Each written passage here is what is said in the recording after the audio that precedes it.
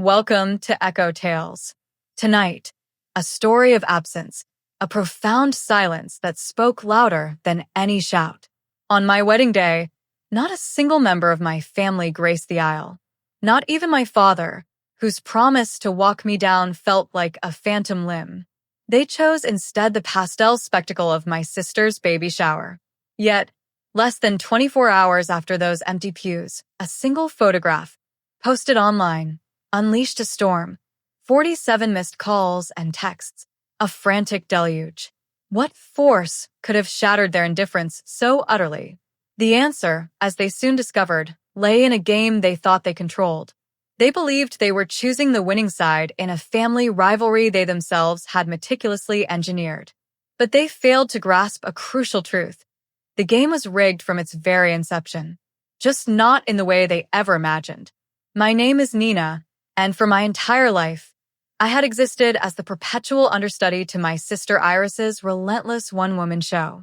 Our family, less a cohesive unit and more a badly managed hedge fund, revolved around my mother, Beatrice, the frantic CEO, and my sister, Iris, the sole, high-risk, perpetually flaunted asset.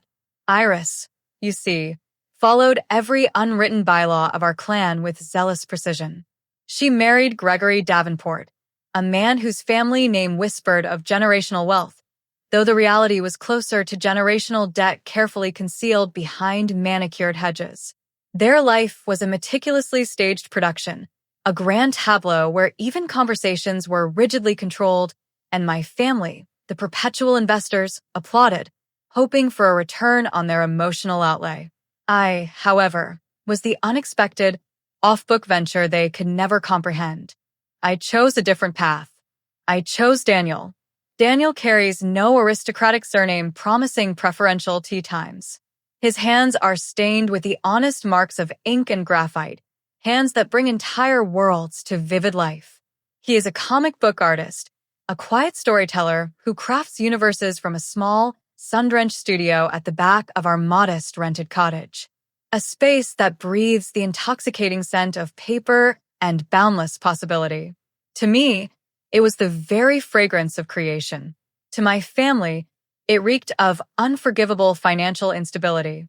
They interpreted his worn jeans and intense, quiet focus not as the uniform of a dedicated artist, but as the unmistakable uniform of a man allergic to a real career. Their world, anchored by promotions and property values, simply had no framework for Daniel's existence. When I dared to announce our engagement, the family's reaction wasn't a joyful chorus, but a collective, mournful sigh. My mother, Beatrice, deployed her signature look of pained disappointment, perfected over years of my minor rebellions. "Nina, my dear," she would lament, her voice a delicate knife. "It's lovely that you found someone who shares your creative inclinations, but one cannot frame inclinations and hang them on the wall of a house you can't afford." Iris, ever the master manipulator, offered sympathy as brittle as spun glass. "I just worry about you, love," she'd coo, inspecting her flawless manicure. It's a difficult world without a proper foundation. Her foundation, of course, was a trust fund my father replenished with the predictable rhythm of the tides, especially after Gregory's latest investment opportunity inevitably dissolved into a financial sinkhole. The ultimate power play arrived, a masterstroke of social warfare thinly veiled as an unfortunate coincidence. Iris, with a theatrical display of regret clearly rehearsed for weeks, announced her elaborate gender reveal party for the exact same Saturday as my wedding. It was a loyalty test, and my family, with the lemming-like predictability I'd come to expect, made their choice. They chose the promise of a Davenport heir, the spectacle of colored powder cannons, over the quiet, solemn vows of a daughter they had long ago consigned to the role of a lost cause. Even my father, Jeffrey, the man who first taught me the magic of words, had promised. "I'll be there to walk you down the aisle, my girl," he'd insisted, his eyes meeting mine with what I desperately mistook for sincerity. "I'll just slip away from the party for an hour or so." He never came. On my wedding morning, my phone transformed into a cold, glowing monument to their unified indifference. I sat in the small anteroom of the charming, ivy-covered chapel we'd chosen, a bride in waiting, watching the clock hands creep with agonizing slowness. One by one, the texts arrived, each a perfectly polished dagger of polite abandonment. For my mother, so sorry, darling. Iris is feeling a bit overwhelmed and needs me. From my aunt, Gregory's parents have cornered us. Impossible to get away. And then the final, gutting blow for my father. Things are really celebratory here. So sorry. Your sister's moment is very important to us all. Each message was a tiny, perfect encapsulation of my designated role in the family, an afterthought, a secondary concern, an obligation to be regretfully discarded. They weren't merely missing my wedding. They were publicly ratifying my utter irrelevance. At 10 minutes to 4, the ceremony hour, I stared at my reflection, a bride with no one to present her. It was then that Mr. Davies found me. Our landlord, a retired diplomat residing in the main house before our modest cottage, he had arrived at the chapel to offer well wishes and a gift. He found me not in a storm of tears, but in a state of chilling calm. My phone screen face up on the table, a damning scroll of unanswered pleas to mother, father, and Iris. He saw the screen, his gaze taking in the raw litany of my family's betrayal. A man accustomed to observing without pronouncement, his kind, intelligent eyes missed nothing. He looked at my dress and my solitary figure, then down at his own impeccably tailored suit. Nina, he said, his voice imbued with a gentle authority that brooked no argument. It would be my profound honor if you would permit me to escort you. And so I was walked down the aisle, not by the father who had forsaken me, but by the dignified gentleman who collected our rent. The wedding itself was intimate, yet radiated a palpable warmth. Our small circle of friends celebrated with an enthusiastic joy that effortlessly filled the cavernous void my family had left. In that moment, Daniel's eyes, alight with a love that needed no external validation, were all the family I could ever desire. After the ceremony, as we mingled, Mr. Davies approached us. I happened to overhear that a honeymoon was not in your immediate plans, he stated, his expression one of gentle inquiry.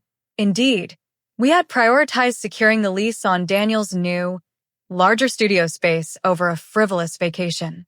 That, my dears, is a situation that must be rectified, he declared, with a decisive nod. He produced his phone, making a brief, unhurried call. Jonathan, he said, his tone familiar, easy. Davies here.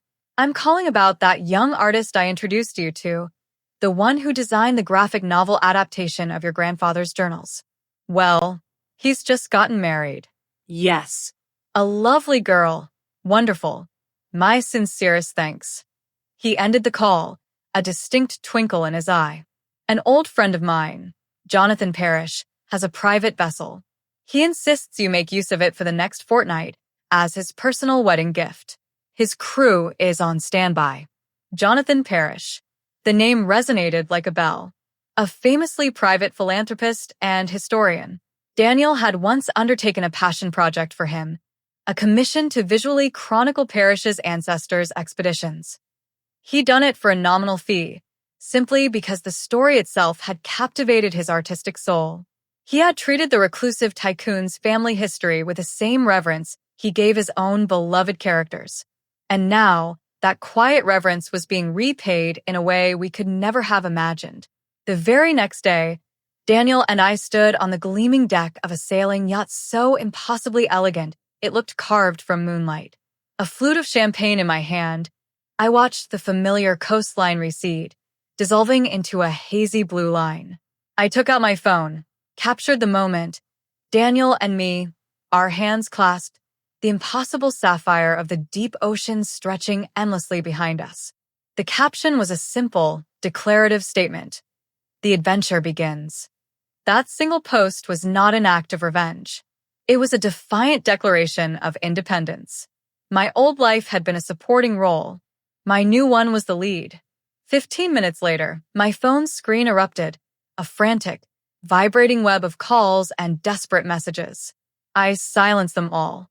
The final tally? 417 missed calls and texts. The first call I chose to answer came 3 days into our voyage, long after the barrage had become a shared, private joke between Daniel and me. It was my mother, Beatrice.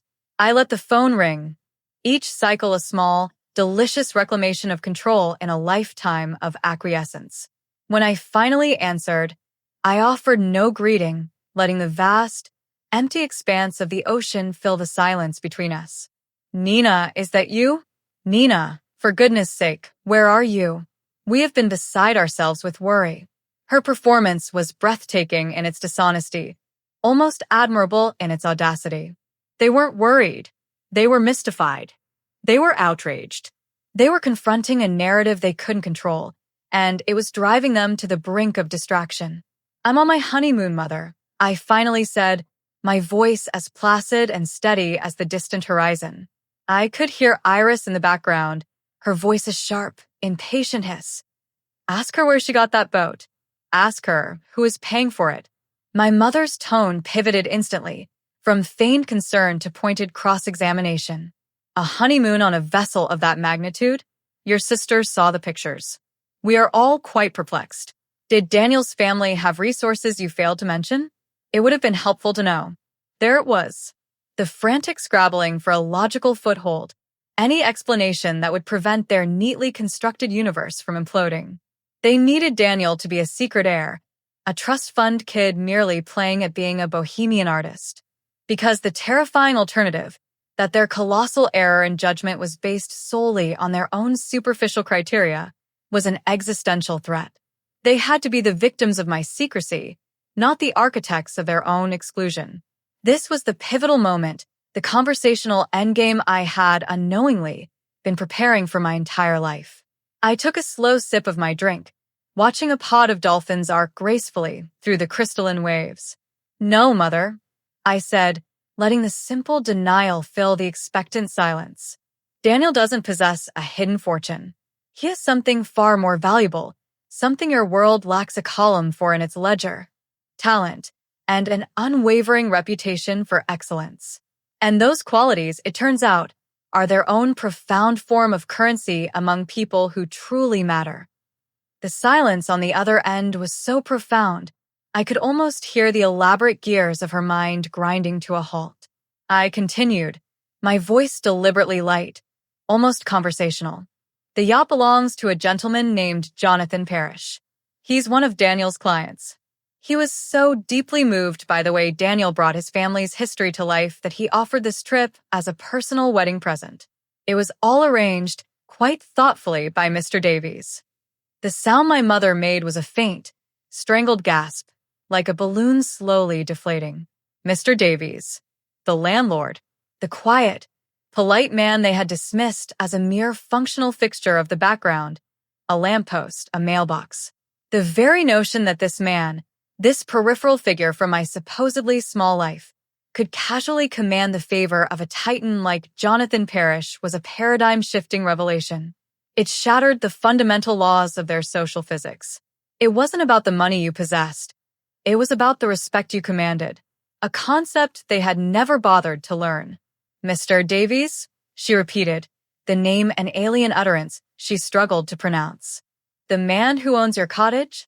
The very same, I confirmed. The man who graciously stepped in to walk me down the aisle when my own father was otherwise engaged with a cannon full of colored powder. It's remarkable, isn't it? When you consistently treat people with decency and respect, regardless of their perceived net worth, they tend to remember it. You and Father should try it sometime. I could hear Iris in the background now, her voice no longer a hiss, but a full-blown squawk of indignant fury. This is ridiculous. This is a setup. She planned this. She did this deliberately to make us look bad. She did this to humiliate us. I smiled. A real, genuine smile. I have to go now, Mother. The crew has just spotted a migrating whale, and I don't want to miss it. Give my best to the family. I disconnected the call before her sputtering could fully ignite, severing the final thread with a clean, satisfying snip. I turned to Daniel, who, utterly absorbed, was sketching the distant shadow of the whale in his notebook. For years, my family had made me feel like an apology, an unredeemed flaw. They had judged my husband by the ink on his fingers, never bothering to read the magnificent stories those very hands brought to life. They saw a quiet man in a simple studio and assumed his world was just as small, as limited as their own. They never imagined that this same quiet man was held in the highest esteem by people whose worlds were so expansive. They made my family's manicured suburb feel like a dusty terrarium. The 417 missed calls were not signs of concern, but artifacts of their own spectacular folly.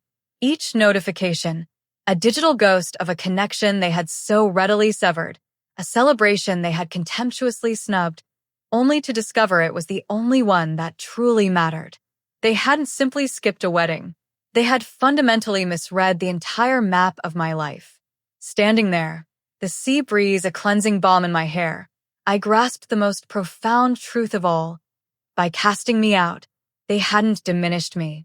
They had, inadvertently, set me free on an ocean grander than they could ever have conceived. Thank you for listening to the story. If you've ever found your freedom in unexpected places, or if a quiet act of defiance reshaped your world, share your story in the comments below. Let's talk about the moments when being cast out became the ultimate liberation.